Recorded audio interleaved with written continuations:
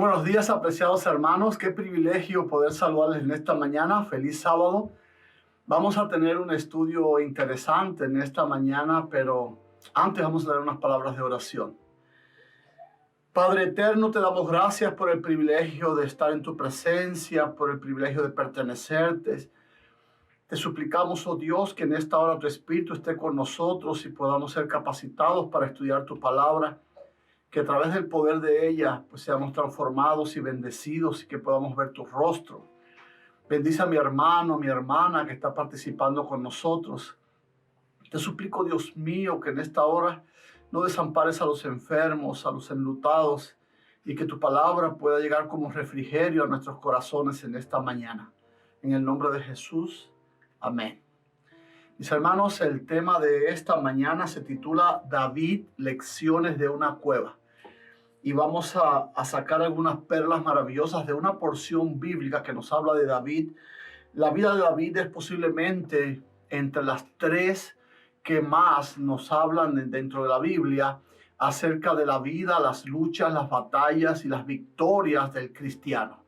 Por eso es que, aunque David tiene muchas experiencias, pudiéramos hablar más de una semana acerca de David. En esta mañana solo vamos a tomar una porción de esta vida tan rica que nos va a también enriquecer la nuestra en este día.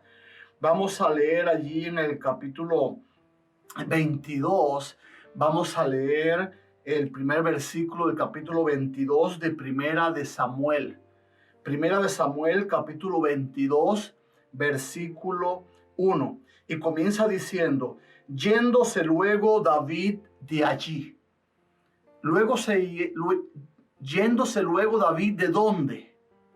Tendríamos que retroceder un momentico, hacer un paréntesis y llegar al versículo 21, a partir del versículo 10, y vamos a ver de dónde se tuvo que ir David.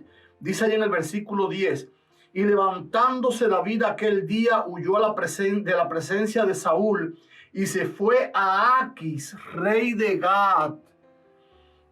Y los siervos de Aquis le dijeron: ¿no es este David el rey de la tierra? ¿No es este de quien cantaban las danzas diciendo: hirió Saúl a sus miles y David a sus 10,000? Y David puso en su corazón estas palabras y tuvo gran temor de Aquis, rey de Gat. Mis hermanos queridos, David tuvo que refugiarse en Gat, el peor lugar para refugiarse. ¿Por qué tuvo que hacer esto? Porque David había tocado fondo.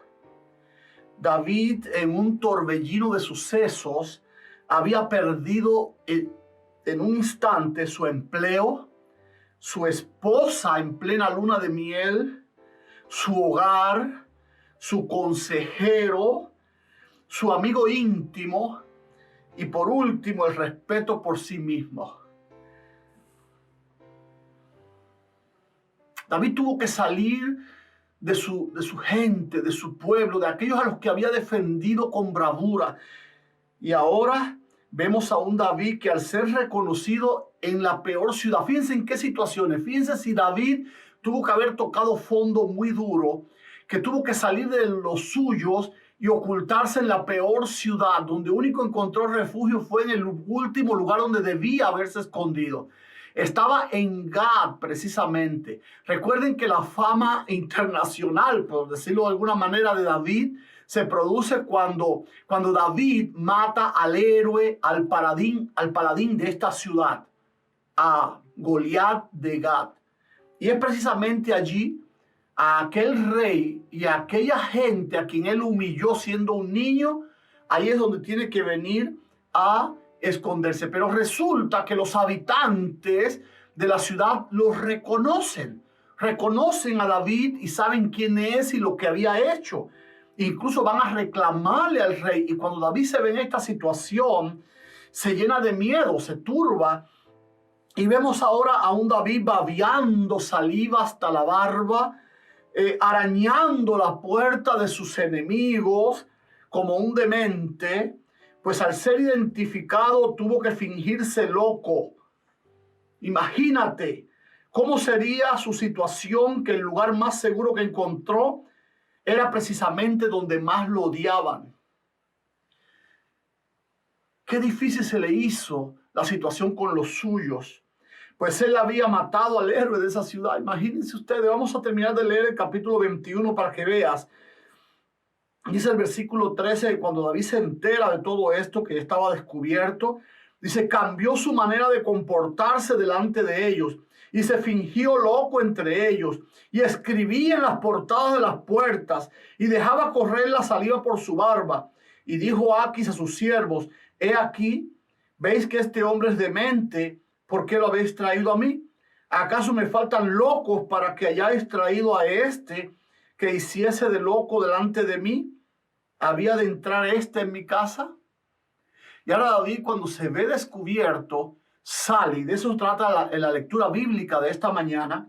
Yéndose luego de David de allí, huyó a la cueva de Adulam. Ahora la situación no mejora. David va de peor en peor, de mal en peor. Tuvo que huir de su pueblo, de su tierra, de su gente, para irse con los enemigos. Es decir, se fue de mal a peor, pero ahora va a peor todavía, porque ahora tiene que irse a una cueva solitaria. Este era hasta este momento el periodo de mayor abatimiento en la vida de David. Si quieres saber cómo se sentía David, simplemente lee el Salmo 142, que él lo escribió, lo compuso precisamente en este tiempo. Salmo que él compuso. Ahora, este lugar a donde huyó David, ¿por qué tuvo que ir allí? Porque él no tenía ninguna seguridad, no tenía qué comer, no tenía con quién hablar. Aparentemente no tenía una promesa que aferrarse. No había esperanza de que las cosas cambiasen. Estaba solo en una lóbrega cueva. Para colmo, la cueva se encontraba en Adulam. Adulam en hebreo significa lugar sellado. Este lugar para David era como una tumba. David estaba muerto en vida. Y ahora estaba precisamente en el lugar correcto, en el fondo de una cueva, lejos de todos y de todas las cosas que él amaba, de todos, eso sí, de todos menos de Dios. Por eso precisamente es que escribe el Salmo 142, porque él sabía que a Dios era lo único era lo único que tenía, lo único que le quedaba. Así es como se sentía David. Miren cómo dice el verso 4, traduciéndolo a nuestro lenguaje de acá de nuestra tierra. No conozco a nadie que se preocupe por mi alma. Estoy muy abatido. Sálvame, Señor. David se aferra a Dios porque no tenía más nada que aferrarse. Lo había perdido todo. Podemos en estas palabras sentir la soledad de ese sitio en el que se encontraba David, la humedad de la cueva. Podemos percibir la desesperación de David, la profundidad en la que se encontraba hundida su vida. No hay escape posible para él. No queda nada de nada. No obstante, en medio de todo esto, David no ha perdido de vista a Dios y clama al Señor que lo libre. Qué maravilla, ¿verdad? Prácticamente podemos ver a través de estas palabras el corazón de este hombre. Esa interioridad que solo puede ver Dios. Esa cualidad invisible que vio Dios cuando lo escogió. Al ungirlo cuando solo era un niño pastor de ovejas en Belén. Esta situación presente era un reto para David. David había sido puesto en esta situación en que Dios podía en verdad comenzar a moldearle. Podríamos resumirlo de esta manera. David ahora poseía la bendición de no poseer nada, o quizás la bendición de haberlo perdido todo. Y usted quizás está diciendo, ahora acabas de inventar una nueva bendición, una nueva bienaventuranza. Sí. Bienaventurados los que no tienen nada. Bienaventurados los que lo han perdido todo. Y usted dirá, ¿pero qué es eso? ¿Y por qué? Si el evangelio son buenas nuevas. Bueno, pero miren, hay una grande realidad que tenemos que entender en este sábado. Mientras nos quede algo, en eso nos vamos a apoyar. Dios siempre va a ser la segunda opción. Mientras nuestra compañía produzca, aunque sea para comer y pagar la renta o los biles, nos vamos a apoyar en la compañía. Mientras tengamos una casa, nos vamos a apoyar en eso. Mientras tengamos un yate, un carro bueno, una familia, nos vamos a apoyar en eso.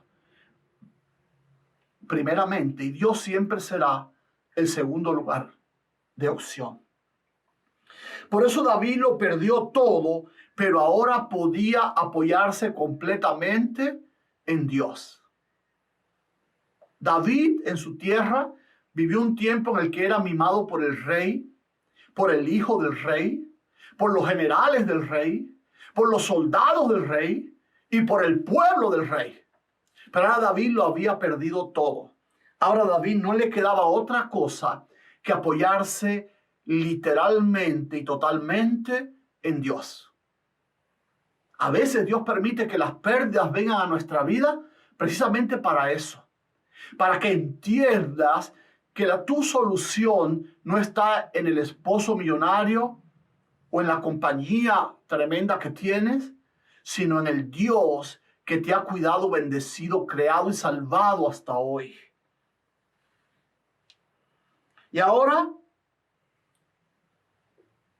vemos que Dios viene en su ayuda. Porque Dios siempre responde. Y más cuando hay alguien que se apoya completamente y de todo corazón en Dios. Ahora, ¿cómo es que Dios lo ayuda? Bueno, vamos a leer nuevamente nuestra lectura bíblica, que no la terminamos, solamente leímos un pedazo.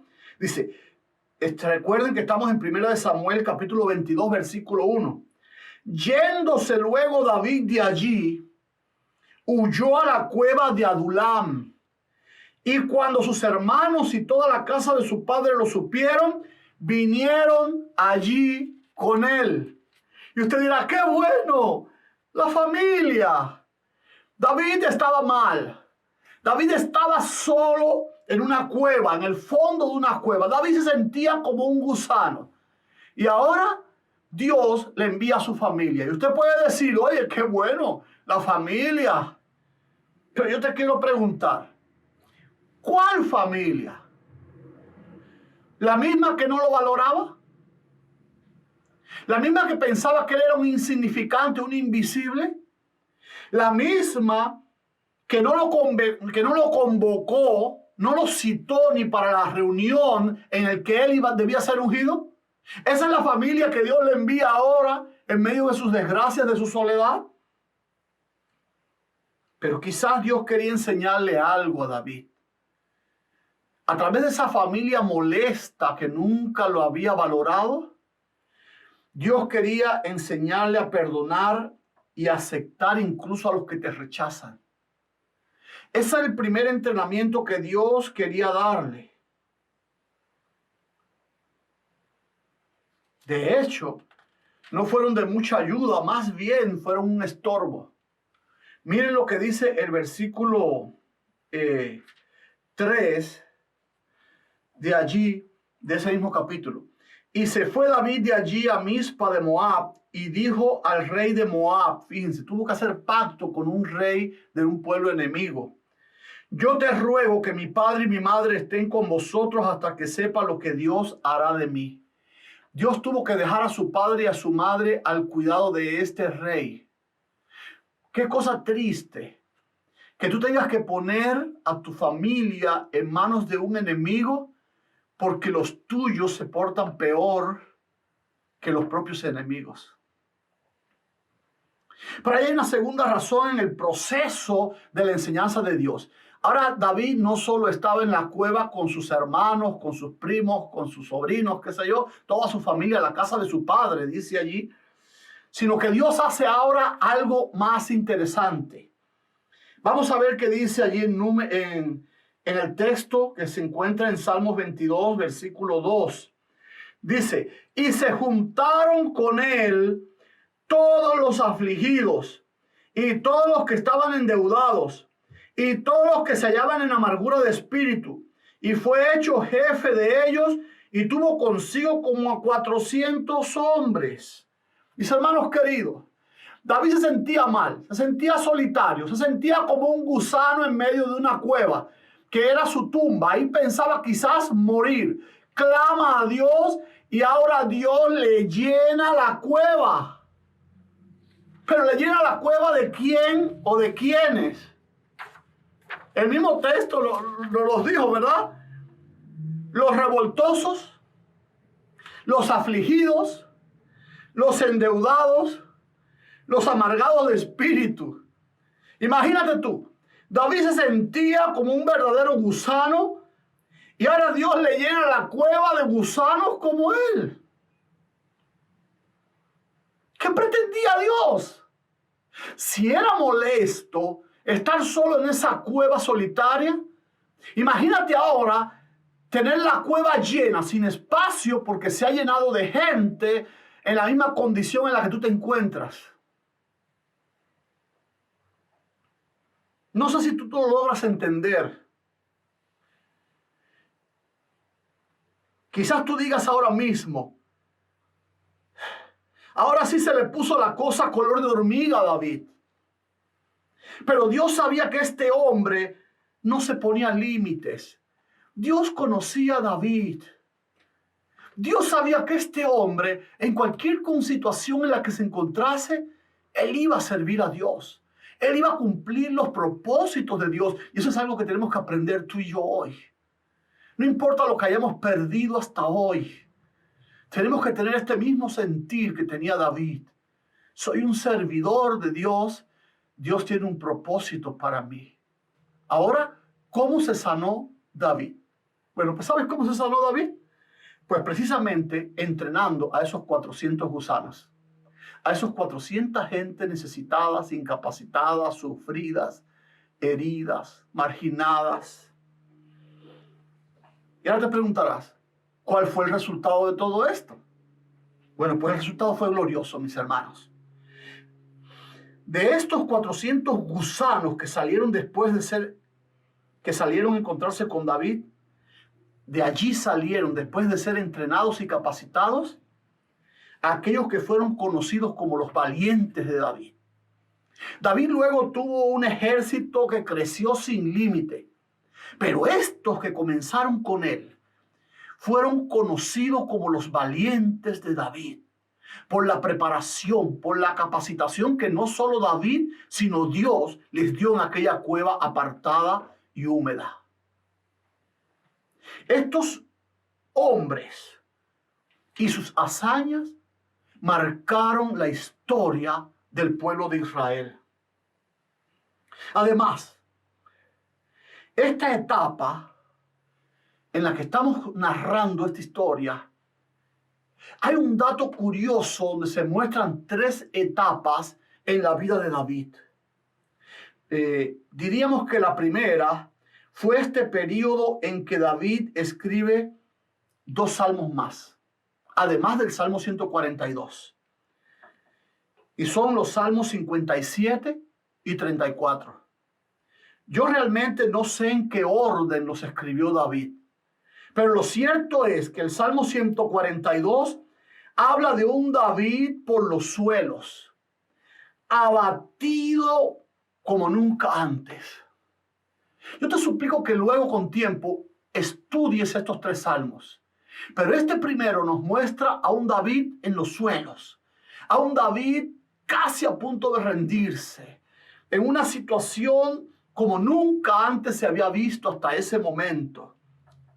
Pero el 57 me muestra a un David ahora de rodillas, a un David que aunque su situación seguía siendo una situación pésima, ahora es un David que está adorando a su Dios. Permítame, de este sí vamos a leer. El 142, por favor, léanlo completo luego cuando se termine el estudio. Pero el 57 vamos a leer ahora para que te des cuenta que es un David que está orando, que está adorando a su Dios. Ten misericordia de mí, oh Dios. Ten misericordia de mí, porque en ti ha confiado mi alma, y en las sombras de tus alas me ampararé.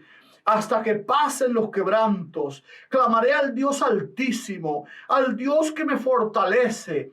Él enviará desde los cielos y me salvará de la infamia del que me acosa. Dios enviará su misericordia y su verdad. Mi vida está entre leones. Estoy echado entre los hijos de los hombres que vomitan llamas. Sus dientes son lanzas y saetas, y su lengua espada aguda. Exaltado sea sobre los cielos, oh Dios, sobre toda la tierra sea tu gloria. Red han armado mis pasos, se ha abatido mi alma. Hoyo han cavado delante de mí, en medio de él han caído ellos mismos. Pronto está mi corazón, oh Dios, mi corazón está dispuesto. Cantaré y trovaré salmos. Despierta, alma mía. Despierta, salterio y arpa. Me levantaré de mañana. Te alabaré sobre los pueblos, oh Señor. Cantaré de ti entre las naciones, porque grande es hasta los cielos tu misericordia y hasta las nubes tu verdad. Exaltado sea sobre los cielos, oh Dios, sobre toda la tierra sea tu gloria. ¿Te das cuenta? Es un salmo que él escribe no porque todo ya estaba resuelto, sino porque ahora decide alabar a Dios en medio de las pruebas, en medio de las dificultades, con la única fe, la única seguridad de que Dios lo va a hacer. Y yo no sé si hoy te encuentras como en el Salmo 142, abatido. Yo te pido que pases a este segundo paso, al del Salmo 57, perdonen, donde David ahora, en medio del dolor, de la prueba, David eleva sus brazos y su corazón a Dios y lo adora y le alaba.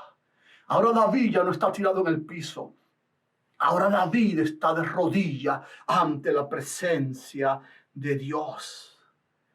Pero lo tremendo es que falta una tercera etapa. Y esa la encontramos en ese salmo, el Salmo 34, que es el salmo que David escribe en su tercera etapa, después que ya el trabajo que está realizando para Dios de entrenar a aquellos gusanos, a aquellos maltrechos hombres que vinieron a formar parte de su primer ejército, pues Dios lo fue poniendo en otra posición. Yo considero, mis hermanos, que el Salmo 34 es como la declaración de independencia de David.